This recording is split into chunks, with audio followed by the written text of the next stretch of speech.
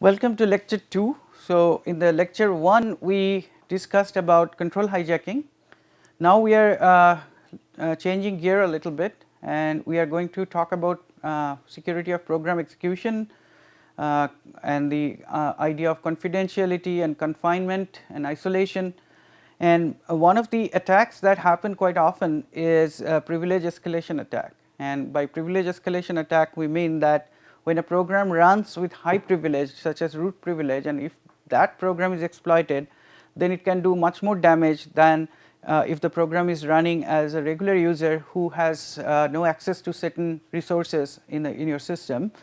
So, oftentimes a privilege escalation attack is combined with other kinds of attacks. So, first you do a privilege escalation so that the program that you are going to attack has a higher privilege, and then you do the other attack like buffer overflow based control hijacking, and then you can do much more damage. So, we have to understand the program execution techniques and how to secure program execution based on the principle of least privilege, and then we also want to understand why we need that in terms of confidentiality and confinement principles. And the confidentiality is actually an idea that came much before computer security. It is about security of information, and it came from mostly from US military research, where confidentiality of documents and confidentiality of information, different levels of confidentiality like top secret to not secret at all, unclassified, this kind of ideas had to be formalized, and then who has access and who has access, but who does not have access to actually provide that information to a lower privileged or lower clearance level personnel. These kind of issues were modeled quite formally, and there is a huge amount of literature about this confidentiality models. But in this lecture we do not have all those details about confidentiality models, but we just want to discuss two important ideas in the confidentiality model.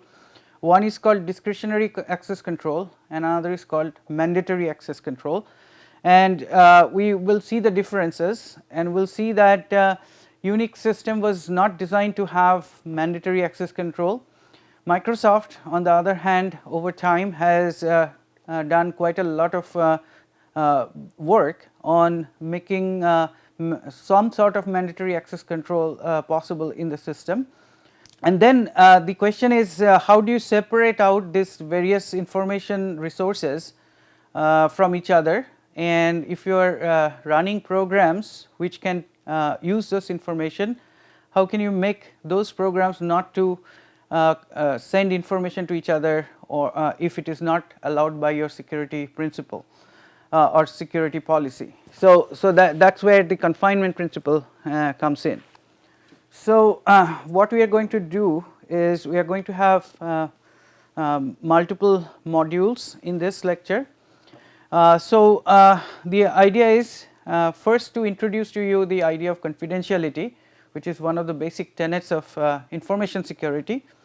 And then in order to achieve confidentiality and in order to enforce confidentiality policies, we will see how to isolate various executing programs, and that brings us to this idea of confinement principle.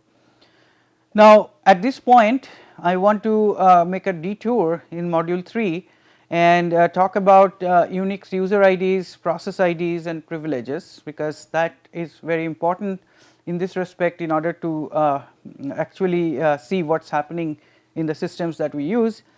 And then we will go back and talk about more confinement techniques, and then one of the major confinement technique called system call interposition, which is used quite a bit both for monitoring a system information flow as well as for isolation and sandboxing, right. So we will see all this. So right now we will talk about module 2.1 content, which is the confidentiality policies. So, in this module we will talk about what confidentiality is all about. So, we discussed in the very first lecture that security is about, especially information security is all about confidentiality, integrity and availability. So, confidentiality is about keeping information confidential if the security policy demands it to be confidential. Not all information needs to be confidential, but some information have to be confidential. The integrity means that the data should not be changed in an unauthorized way or to provide wrong information or store wrong information. So, integrity is another issue that is big on information security.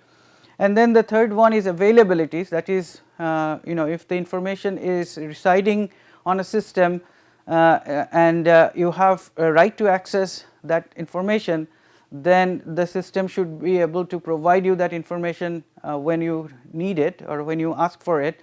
That means that there should be no denial of service or other kinds of attacks that would deny you the information. So, now later on in the course we will talk a lot about integrity of information, availability issues, but right now let us talk about confidentiality. So, confidentiality policies for information, that is about protection of confidentiality. So, if you know that if your debit card information from your bank or ATM is compromised, somebody else gets hold of your debit card and PIN number, then that is a breach of confidentiality policy of the bank. If your medical information gets leaked from your doctor's office, that is a confidentiality breach from the of your medical information. So, confidentiality is all about keeping the information secret or from people or from entities that need not have or should not have access to that information. So, it is also called an information flow policy because so information might be available to a particular system or particular person, and then if that system or person does not know or does not want to obey the confidentiality policy, then they might actually give that information or send that information to somebody who should not have access to that information, and therefore keeping some control over how the information flows is very important. So, information flow is confidentiality is also about information flow. So, in usually law enforcement or country specific confidentiality policies are written into law. So, there are many privacy laws in the for example, in the US there is HIPAA, which is about health information related and Privacy Act. Then you have privacy acts related to your banking information, privacy acts related to student information in a university and so on. So, therefore, so income tax return, for example, it is not confidential to the tax authorities, but it should be confidential to anybody else. So, and it should not be even available to the law enforcement other than the IT department, because the law enforcement should get a court order in order to get that information. So, as I said before that this information flow is guided by the access policies or access control policies. So, and then we have two types of access control policies in general. So, one is called the discretionary access control and another is called the mandatory access control. So, let us first look at discretionary access control. So, in the discretionary access control, user actually sets the control to allow or deny access to the information. System does not do anything. So, the user might say that I will encrypt my information, or I will put some permission on the as meta information for this information. So, anybody who tries to access it either has to know the key in case of it is encrypted. If it is guarded by some other kinds of protection like a access bit, then they have to be able to do that by having the right permissions. Now, who has the right permission to access the information is based on some kind of an identity check, right. So, like password or PIN number or some other kinds of identity check, and it is called an identity based access control. Now, so Unix for example does this, also Windows does it, but Windows has some more subtleties.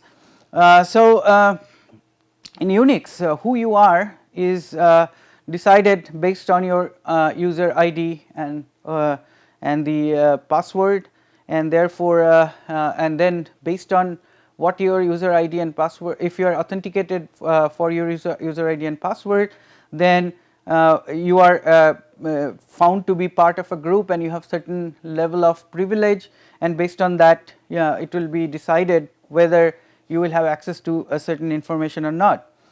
And the programs that are run on behalf of a user usually inherits all the privileges. So, if you are a regular user, not a privileged user like a root user, then you cannot access certain files or certain ports or certain sockets and so on, and that is because you have inherited your program has inherited your privilege level.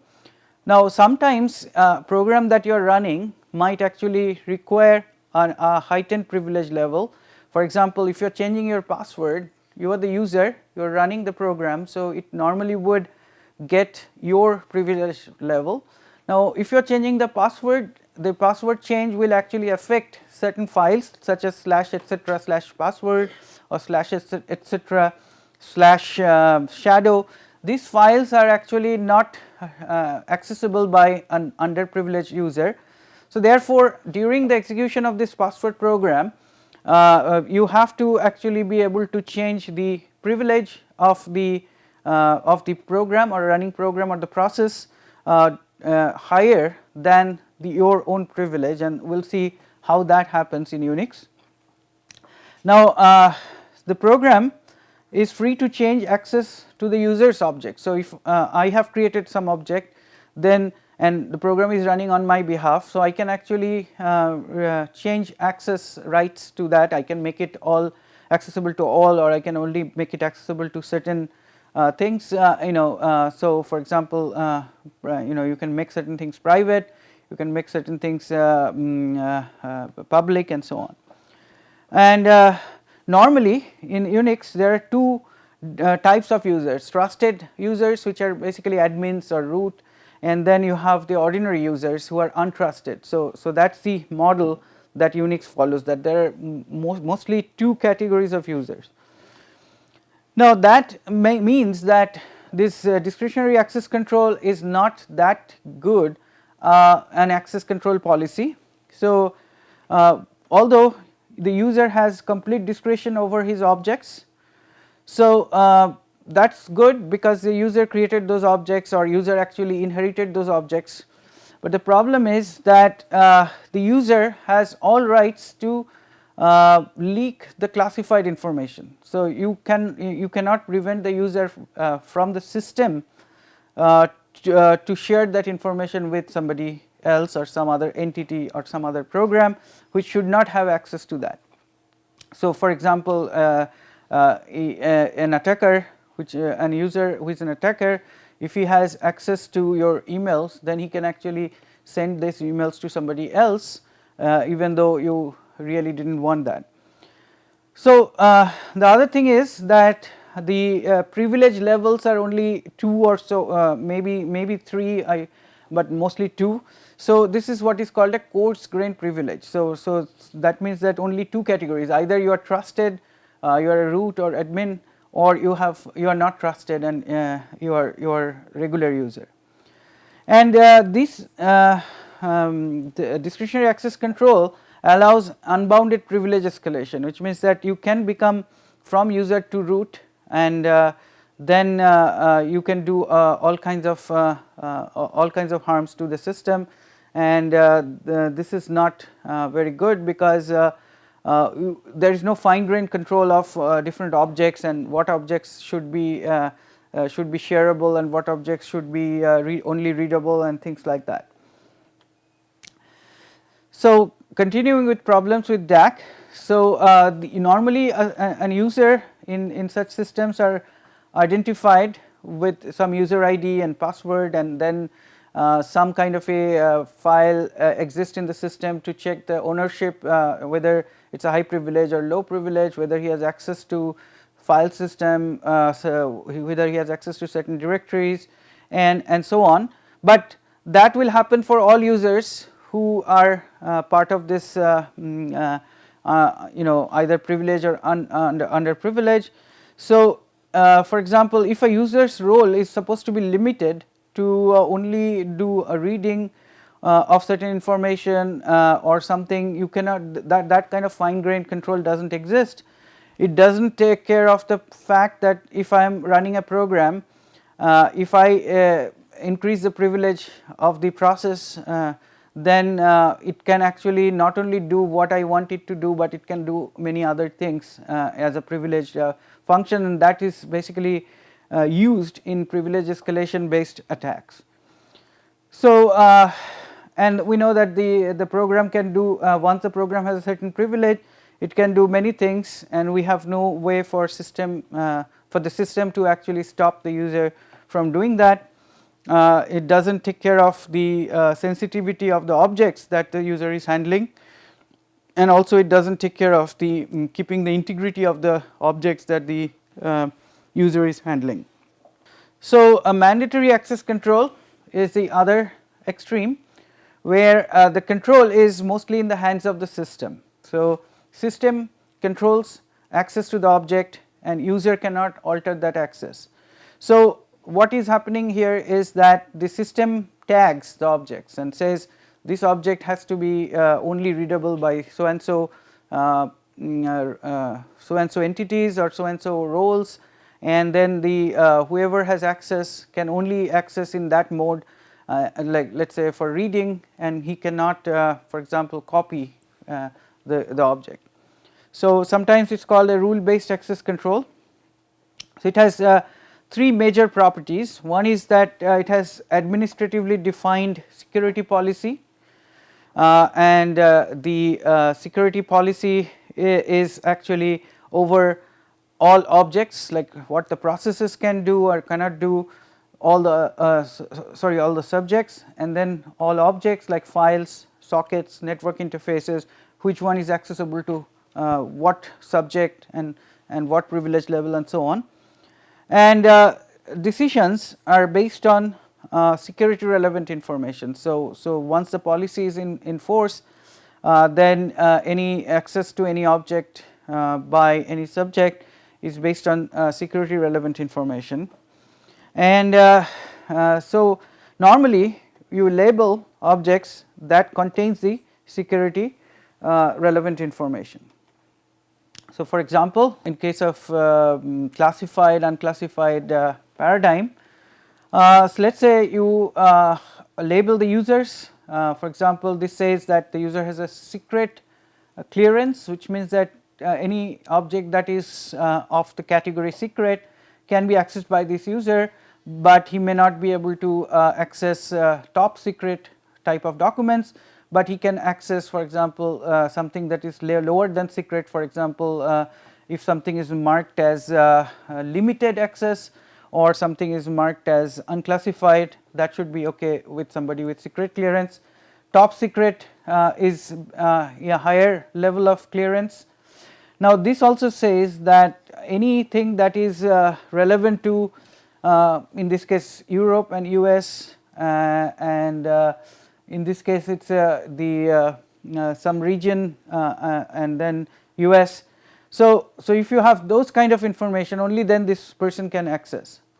So, the security level is now much more nuanced, and it is a clearance and category pair that tells you what security level the user has. It also does strong separation of security domains. So, you can have a security domain which basically is US related secrets, where another one with the Europe related secrets, and then you can combine them to give some rather larger domain access to somebody, or you can restrict them to the lowest granularity of domains. It gives further security for the data applications and systems. You can limit the program privilege. So, and when we look at the access control policies and mechanisms in Windows, you will see some of this has been attempted in Microsoft Windows.